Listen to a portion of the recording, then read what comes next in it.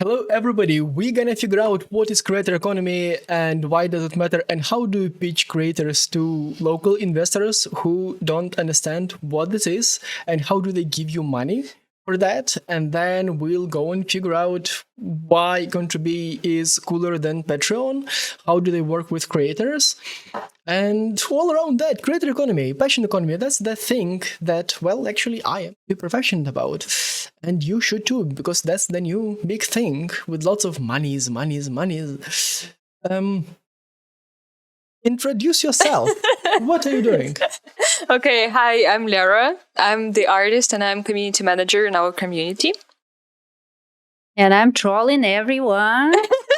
No, Karina, you're the smart lies. one. Karina, you're the smart one. No, I'm continuing it for Lara. So I'm Karina. I'm here to ask questions. They say business questions, but it's actually all sorts of questions. And I have sales background in mobile games. Lies. Right. I have developer relations background, and now I'm pretty much focused on creator and passion economy and on edtech and on breaking these streams and actually doing like this techie thingy. And we have Vytautas and Andrius today. And so, folks, who are you two, and where do you come from? Okay, so hi, I'm Andrius, co-founder and CDO at Contribee. So I just met some colleagues and founded that idea, saw the opportunity in the market, and there's Vytautas. Vytautai, introduce yourself. Yes, my name is Vytautas. I'm a co-founder at Contribee. And by the way, it's not Andrius, Adrius. It's another name. So careful. Crawling back. Do you get offended when people call you Andrius 100 times a day? No, it's good. Just for the record. It wasn't near miss. It's a near miss. Good. So, Contribee. Yeah, tell us a bit about it. Explain what it is, what it does. Why do you need it? Yeah, so we help creators to get paid, basically for everyone. It can be video creators, podcasters, even nonprofit organizations can create their own personal Contribee page and get paid in one-time tips or create a recurring revenue stream for their job or organization. So that's just Contribee, a membership platform where anyone can get paid for their work and monetize their content. Cool. And how creators find you? How do you promote your business? Yeah, so it's very similar to B2B business, I would say. We did a cold emailing for first creators. Now we run advertisements on YouTube, Google Ads, and doing all the digital marketing stuff.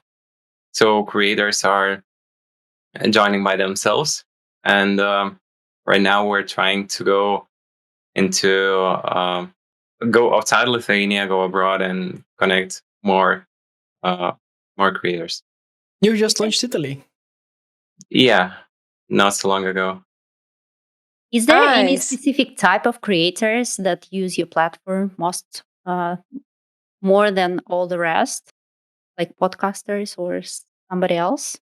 We have a lot of nonprofit organizations, and we saw a great traction from people who make courses and doing all this stuff. Also, video category is pretty good, but we're still growing, still pretty young. It's more than 6 months that we launched, so we don't see any category that's moving. Yeah, I would add two things. One thing is that we don't launch countries as yet. Don't have to have like a full team on the ground. I don't know, operations as well. I have worked at Uber for 3 years and actually launched Uber in Lithuania for Uber's operations. So it's very different when you have an online platform and you can attract creators from all over Europe without actually having to have people on the ground. Of course, it helps if you have people who can write emails in a local language, in this case Italian, or reply and support creators in their native tongue. But from the operational perspective, it's so much easier. And the second thing is that it was a bit of a surprise for us when we started attracting first creators on the platform. It was a sort of new use case for us that we didn't think about that much in the beginning. Was the charities and nonprofits and people who are collecting donations. So this donations part was something that we didn't focus in the beginning, but we started discovering it more and more, and it's one of the most successful use cases on our platform. That's very interesting. But as far as I understood, you were saying that you're a pretty young company. How did you build the trust with your users? Because, people may think that it's kind of shady to use, not that popular. So what did you do for that? I would say, well, others can add, but I would say it's word of mouth mainly in the beginning. We didn't have anyone standing behind us formally, but when people started seeing the first serious faces that they know, famous YouTubers or podcasters coming along on the platform, I think then created this cred, and people started joining. Okay, I've heard about this. And besides the traditional ad channels, we also do collaborations with popular creators. We tried it out in Lithuania and in Italy as well, where we pay them for mentioning our name, and of course, they also create a page on Contribee and start using it themselves. Interesting. Yeah, so the main question is here how to get those first ones, like the famous ones, to use it, because this seems to be like a Microsoft way of also doing things, right? So it's collaborations. What worked for you? Our very very beginning was that we attracted a well-known Lithuanian nonprofit organization, and we did it. Lithuania is a small country. You can call anyone and say, "Hi, I'm just starting a new platform. Maybe you want to join." So we started our journey in that way. And then we had 10 creators, well-known creators that attracted more and more their niche specialists. So that's how we started. Maybe Vytautas can add some. Are you talking about Lietuva gyvūnams? Yeah. Yeah, so it's almost 3,000 euros per month that you generate for them. Do you know if they're working solely with you, or do they diversify their revenue through other platforms as well? They have launched their own page. They're collecting their donations through PayPal, and Contribee one of the collections method. But it's one of the main methods that they're collecting donations. And that's a usual problem for creators and well the Patreons, all the patrons that creator use. That let me rephrase the question. That's the problem that many creator-focused platforms have. That creator use just multiple platforms, and how do you keep creators sticking onto it?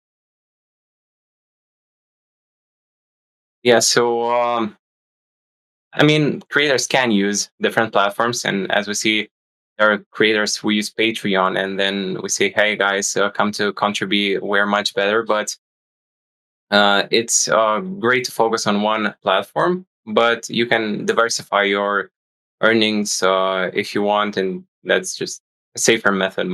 Sometimes diversify that. Oops. And in some cases, they're even experimenting, and even if they have like one show or whatever on that is supported on Patreon, they add another show on Contribee, and it's also a good way for them to see the earning potential, so to say. Meaning that at the end of the day, they're better off because on Contribee, the fan pays the fees, the transaction fees, etc. And if the let's say the support tier is €5 on Contribee, the creator or the charity or any other organization, they get the full €5. But even what the fan pays is lower than on Patreon, so they can feel the difference by comparing if they choose to have both. In some cases, they have not tried any similar platform before, or any monetization ways, so it's the first experience for them. What's so different about Contribee, like when comparing to Patreon or anything else out there besides the fee part? Maybe there is something else you can also tell us. So right now we're integrating merchant eshops where creators can launch, for example, their own Shopify page. And it will be processed by Contribee. Also, multi-language supportability for some languages, and Patreon does not provide Lithuanian language, for example. Also the commission part that creators pays, zero commissions, is a big game changer here. And pay per post functionality, one-time tips, where Patreon you can only support your creator by giving a monthly pledge. We are flexible in this place. So that's the main advantages. Mm-hmm. Ollie, are you nodding? You want to ask something? I'm just thinking that there are so many creator focused services that try to be one-stop shop for creators. They provide community, they provide billing, they provide landing pages, they provide like so many things, like and yeah, and I'm just thinking, how do you see yourself competing with in all that ecosystem with lots of money and lots of creators around them? There are quite a few solutions on the market, different solutions, and they're themselves are growing. But what we saw, that the creators market is growing so fast, and there are more players coming along, and more people discovering it, and overall creators market, especially with during the last year, during the pandemic times, is just exploding. And the market is so big and growing so fast that there's going to be a place for many players, many different offerings. It's not a winner take all market. It's Do you not think like you would be able land to grab. do you think you would be able to solve the main issue of pretty much any creator, as in how to get more users? Or do creators have to come with their own community and just monetize on your platform? So far, the first step, Adrius can add from his side, but so far we're concentrating on the creators part, meaning that we help them monetize the audiences that they already have. If they are creating quality content, or if they're just already have an existing fan base or support base, be it Instagram or YouTube or podcasting platforms or blogging, whatever. The idea is that they want to earn, and they bring their fan base. They advertise Contribee and the possibility to support the show or anything that they are creating on our platform. And in this way, they bring fans along. As a second step, as a further step on our development roadmap, we also have this community part where we start showing relevant other creators that based on who you are supporting, some suggestions, etc., so that you could also support others. This discovery engine that is smart, and uses certain pieces of data that can help you find other creators, because we don't want to have it as a tunnel, so that you get a direct link to the creators page and then you support, and that's it. We want to build a community, a discovery engine, so that you could actually find content on Contribee platform. Community. Can you talk a bit more about the community? What do you think the community is? Do you want creators to talk to each other? Do you want the creators to talk to their fans? What community is for you? Subscribers communicate with creators. There's much better relation when you pay for the content and when you watch the content for free. There's two different worlds, I would say. So in the future, of course, we need data, we need fans, we need creators right now, and in the future, we plan to build something in between the social network and crowdfunding platform where creators can come create their own site, and fans will come and just communicate with their creators. Just so. And how do you get there? Yeah, so by approaching different markets, getting more and more creators, doing brand awareness stuff, and in the future, implementing this all functionality. So is this the big idea that you pitched to investors? Is it, you mentioned several times that creators economy is so big. So I'm super wondering, like, how did all the funding process went for you? Was it easy when you mentioned creators economy? How did you pitch? And can you share just a little bit more about that? So, sure. okay, Vitos, go ahead. One of the things that we understood was that to get interest from the investors, we need to get traction. We didn't want to come to the investors with a nice idea. Oh, we have this idea, give us money. No, what we did, we actually launched the product. We had the web page, and then we started talking to investors. Well, yes, we started talking with them before, but we actually started the process of fundraising and serious discussions once we already had launched. That was last September.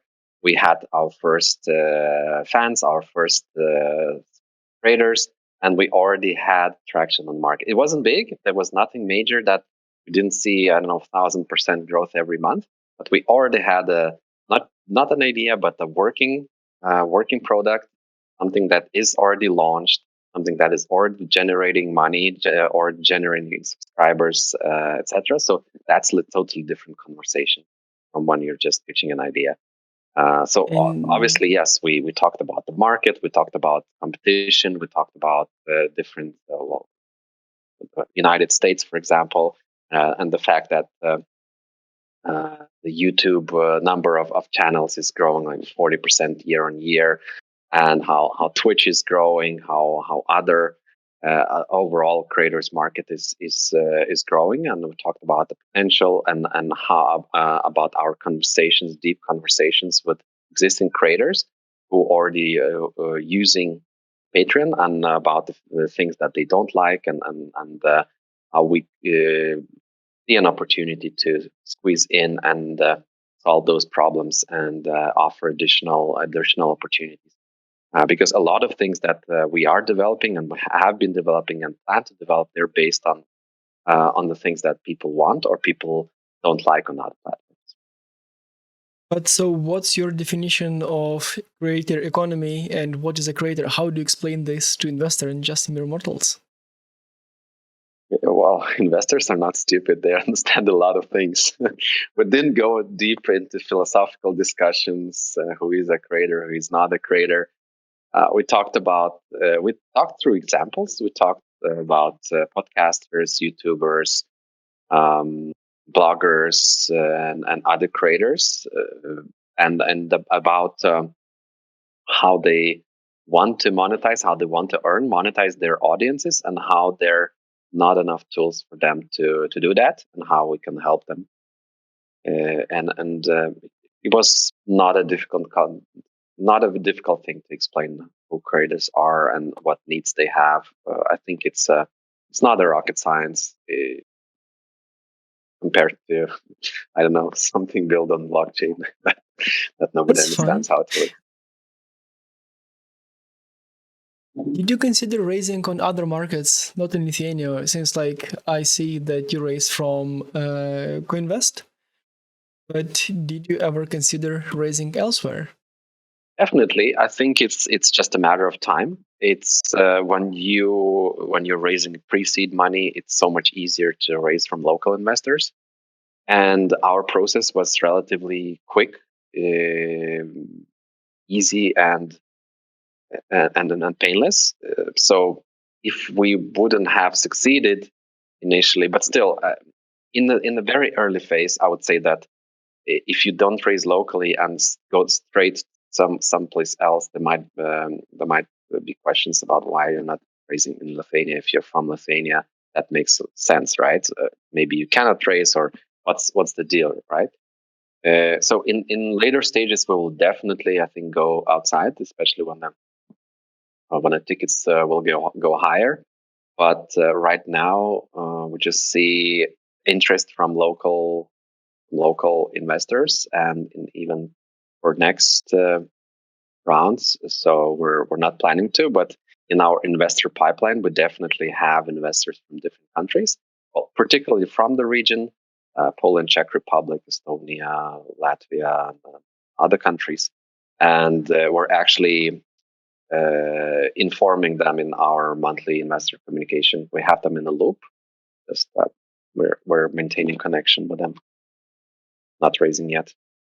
How big is the company and how old is the company? You mentioned you launched in September 2019. 20. Ah, okay. And They're quite young.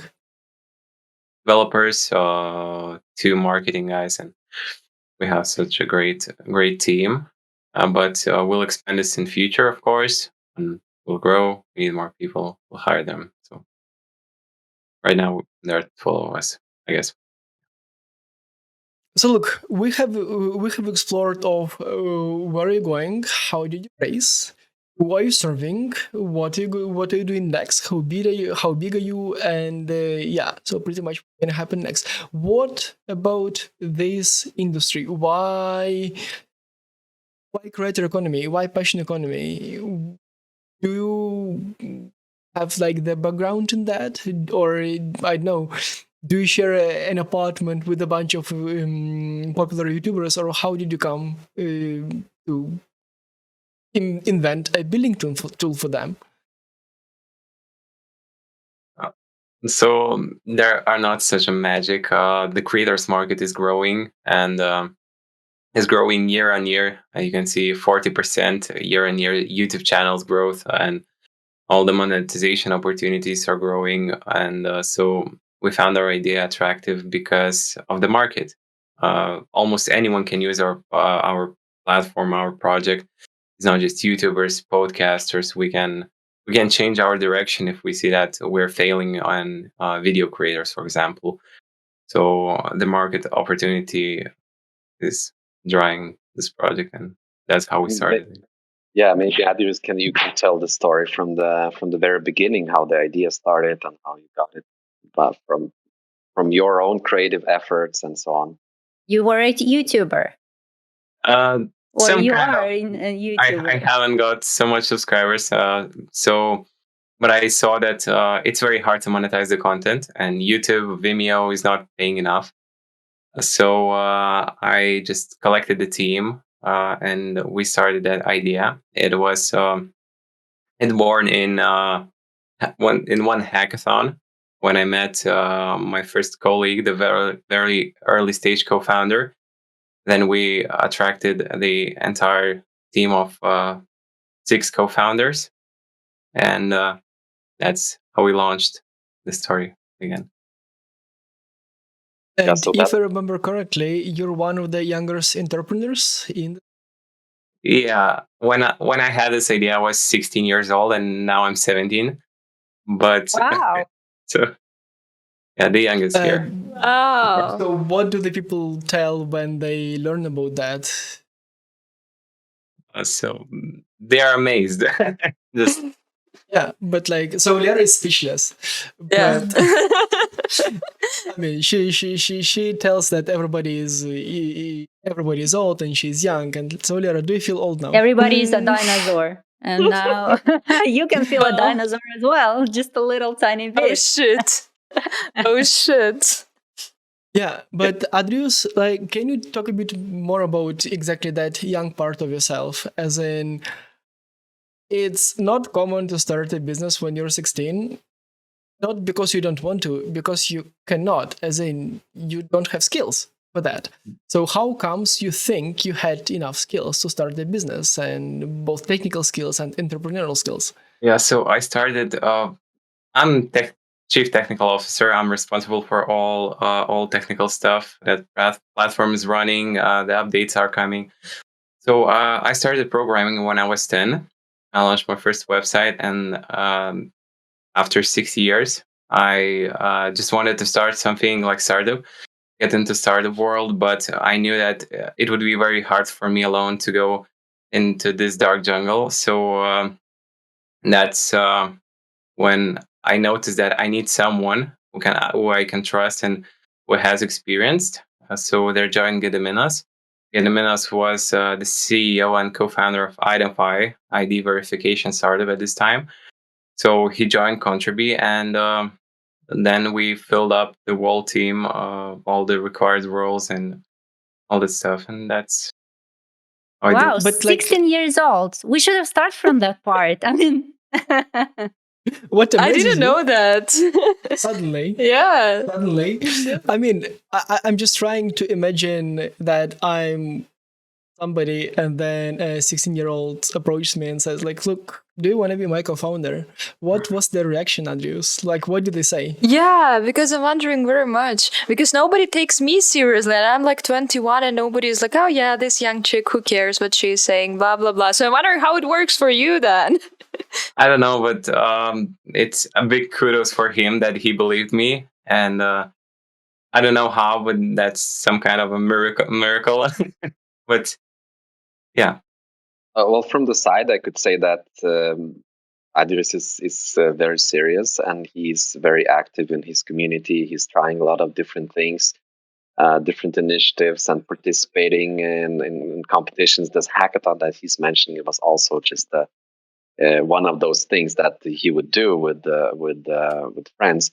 And when you see him talking, when you see his reasoning, when you hear his reasoning, and pitching his idea, etc., and also the fact that he has been programming for 6 years or until this point, he doesn't suddenly he doesn't seem so young. If that makes sense. On the other hand, I think this amazement it also opens some doors because people want to support young people, young entrepreneurs, and with whatever they can, either mentorship or advice or just encouragement and so on and so forth. So just to help young people like Adrius. Yeah, but how On did their it sound? journey. So like people say, oh, look, I'm so great. I supported a 16-year-old entrepreneur. Like, do they steal the story, or like, how did it sound? Mm, I don't think it works that way, but yeah. it's more like, oh, he's so young and has been programming and he's so smart. He's been doing this and that and that, and now he's working on this startup. It's so interesting. Tell me more. How does it work? And so on and so forth. I think it more works like that. Nobody's putting, I know, medals for supporting. Much what did because you do as a creator? You mentioned you had Yeah. some. Sorry, this is my question. You mentioned that you had some experience as a creator. What did you do? so when I was 14, I made some chess videos on how you should play in it's Oh, some kind of lessons. But yeah, that was the first videos. What was your following on YouTube, I assume? What?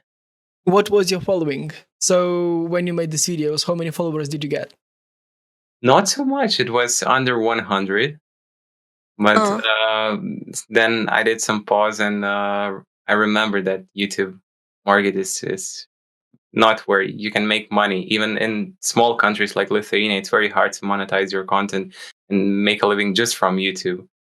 You need to add some additional tools and put some effort to make a living from that hobby. But let's do the last question, and then we go off the air in this cozy nice people channel on our Discord and continue the conversation off the record. So my question, the last question live is if you don't charge the fee, the creator fee, as I'm looking into a website with Patreon versus Contribee, you don't charge creator fees. So how do you earn money if you don't take a cut?